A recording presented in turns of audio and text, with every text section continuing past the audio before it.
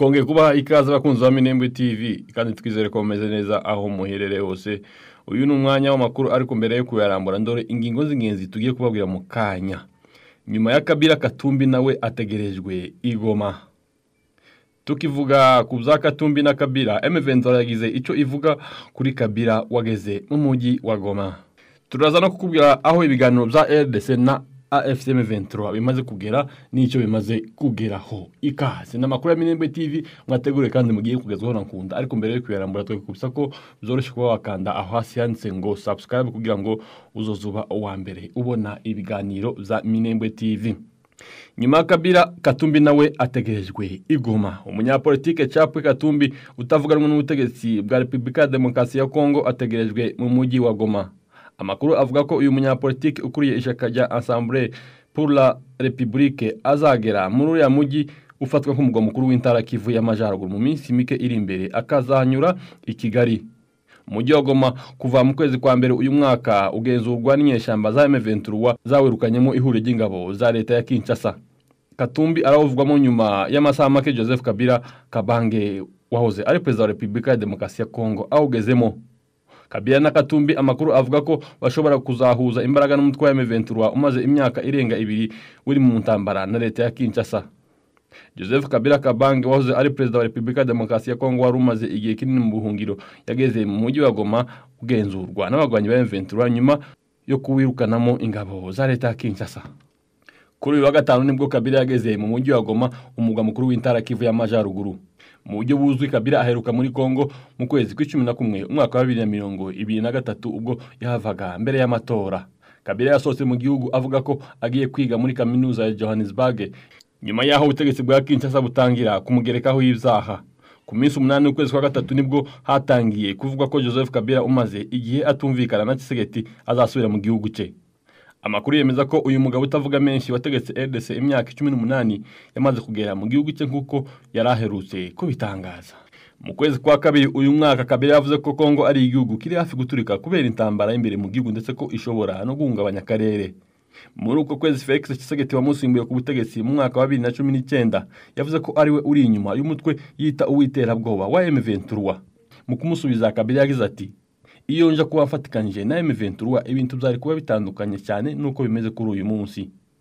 Kabila yashinje Tshisekedi nyuma yo kuja ku butegetsi ko yarenze ku masezerano ya politike yari yumvikanye kugera ubwo igihugu cangirizwa n'intambara.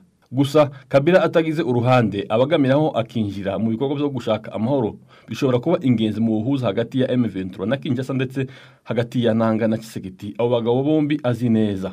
Ku rundi ruhande kuba Kabila yageze mu mujyi wa Goma, M23 yagize iki bivugaho. Umutwe wa M23 ugwanya ubutegetsi bwa Republika Demokarasi ya Kongo watangaje ko kuba Kabila yageze mu mujyi wa Goma cyangwa se muri ico gihugu bidakwiye guteza impungenge. Amakuru yo gusubira muri RDC kwa Kabila yatangajwe bwa mbere na radio mpuzamahanga y'Abafaransa RFI na gatanu ninjoro.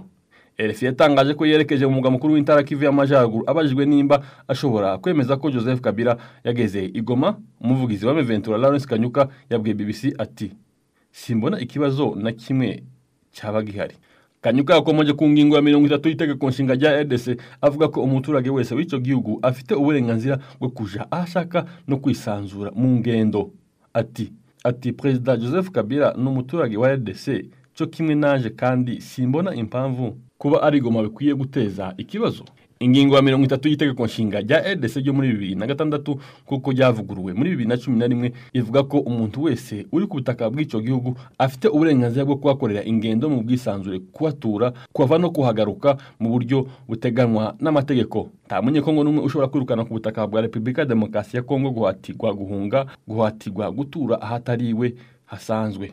Ku itariki 8 z'ukwezi kwa 4 RFI n'ikinyamakuru Jeune Afrique byazatangaje ko Joseph Kabila agiye gusubira mu gihugu cye bidatinze anyuze mu bice by'uburasirazuba, bivuga ko yavyemeje mu nyandiko. RFI na Jeune Afrique byari byasubiyemo inyandiko ye ivuga ko agiye gutaha kuko igihugu cye cyifashe nabi mu rwego rw'umutekano no mu zindi nzego zose z'ubuzima bw'igihugu kugira ngo afashe gushaka igisubizo. RDC na M23 bimaze kugera kuki mu biganiro by'Doha. Hagiye gushira amanyinga 3 ubutegetsi bwa Republika Demokarasi ya Kongo nabo mu ihuriro rya AFC M23 batangiye ibiganiro bibera i Doha muri Qatar. ibiganiro byatangiye nyuma yo guhangana gukomeye kw'impande zombi kwatumye AFC M23 ifata umujyi wa Goma mu ntara Kivu y'Amajyaruguru na Bukavu mu ntara Kivu y'Amajyepfo. Leta ya Repubulika ya Demokarasi ya Kongo yari yarahiye ko itazaganira na AFC M23 ariko yavuye kwizima nyuma yaho Emile wa Qatar Sheikh Tamim bin Hamad ahuje Perezida Paul Kagame na Felix Tshisekedi ku minsi 18 y'ukwezi kwa gatatu. Radio mpuzamahanga y'Abafaransa RFI ku minsi 19 y'ukwezi kwa kane uyu mwaka turimo yatangaje ko hashize iminsi 4 haba ibiganiro biziguye aho AFC M23 na RDC banyuza ubutumwa bwabyo ku muhuza ariwe Qatar. Icyo AFC M23 yifuza nuko amakimbirane ifitanye n'ubutegetsi bwa RDC atahuzwa nayo iki gihugu gifitanye na leta y'u Rwanda, ariko leta ya RDC siko ibibona kuko ishinja iri huriro kuba igikoresho cy'u Rwanda. Nubwo hashize igihe habaho ibiganiro kudahuza hagati y'impande zombi, iyi radio mpuzamahanga yatangaje ko hari intambwe nziza imaze gutegwa kuko arizo zemeranyijweho nubwo bitaramenyekana. RFI kandi yatangaje ko muri iki gihe hari gutegurwa inyandiko ihuriweho n'impande zombi ariko tibizwi nimba neza izashirwa ahabona ndetse nimba izitwa amasezerano yo guhagarika imigwano. Mu gihe yakomeje ibiganiro kubizaja muri iyi nyandiko, leta ya RDC yifuza ko hashirwamo ko impande zombi zizasaba indi mitwe yitwaje intwaro kuja muri gahunda yo guhagarika ubushamirane.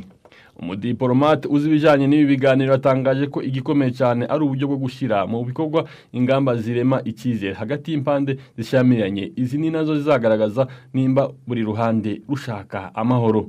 Leta ya RDC yasabye ko mu ngamba zirema icyizere hakwiye kubamo ko AFC M23 iva mu bice yafashe, ariko iri huriro ryagaragaje ko ibyo bidashoboka ko byabivamo byose riva gusa mu mujyi wa Walikale no mu bice bihana imbibi nayo mu ntangiriro z'uku kwezi.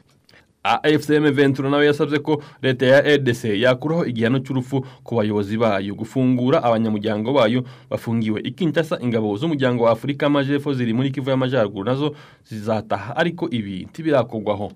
Tukivuga kuri SADC, leta y'u Rwanda yemereye inzira ingabo za SADC ziri mu mujyi wa Goma. U Rwanda rwemereye inzira ingabo za SADC zari mu burasirazuba bwa Repubulika ya Demokarasi ya Kongo mu mujyi wa Goma kugira ngo zizabone uko zisubira mu bihugu byabo nyuma yaho gahunda zari zaremeranyijwe na AFC M23 yo kunyura ku kibuga cy'indege cya Goma igoranye. Minisitiri w'ububanyi n'amahanga w'u Rwanda Olivier Nduhungire yavuze ko u Rwanda rwamaze guhabwa ubusabe bw'uko izo ngabo zizahabwa inzira zikanyura mu gihugu zigataha ndetse ko rwavyemeye. Ati yego twaravyemeye. Ntabwo itariki ingabo za SADC zavira muri RDC iremezwa gusa, hamaze gushirwaho itsinda riri kwiga kuri iyo gahunda aho rimaze iminsi ritangiye imirimo yaryo i Dar es Salaam muri Tanzania. Ibindi bihugu bifite ingabo muri ubu butumwa ni Afrika y'Epfo ifiteyo ingabo nyinshi kurusha ibindi bihugu na Malawi. Mu biganiro byari byahuje ingabo za SADC n'umutwe wa M23 harimo ko mu gihe cyo gutaha izi ngabo zizatwara ibikoresho byazo bya gisirikare ariko ibyasizwe n'ingabo za RDC. Ibikorwa byo gutaha kw'ingabo za SADC muri Kongo byashyizwemo imbaraga nyinshi muri iyi minsi nyuma y'umwuka mubi wavutse aho umutwe wa M23 washinje izi ngabo kugira uruhare mu migwano yabaye ku minsi 11 y'ukwezi kwa kane. Umugaba mukuru w'ingabo za Afrika y'Epfo Razan Mapwanya yatangaje ko gahunda yo gucura izi ngabo igomba kwihutishwa. U Rwanda ruheruka guha inzira abakozi ba Loni bari Goma ubwo bari babuze uko bataha ubwo imigwano yari ikajije umurego hagati ya M23 n'ingabo za Repubulika ya Demokarasi ya Kongo. Rwanahaye kandi inzira ingabo za SADC zakomekeye ku rugamba zihanganye na M23 hamwe n'imirambo y'abasirikare bari muri ubwo butumwa. Wakoze wabanye natwe muri umwanya makuru gusa twakubisa ko zoroshe kuba wakanda subscribe kugira ngo uzuba uwa mbere ubona ibiganiro byacu n'amakuru twaguteguriye n'amakuru ya Minembwe TV. Mwari mwateguriye kandi mwagejwe na Nkunda. Imana ibarinde, reka duhure mu makuru yacu ataha. Ciao ciao.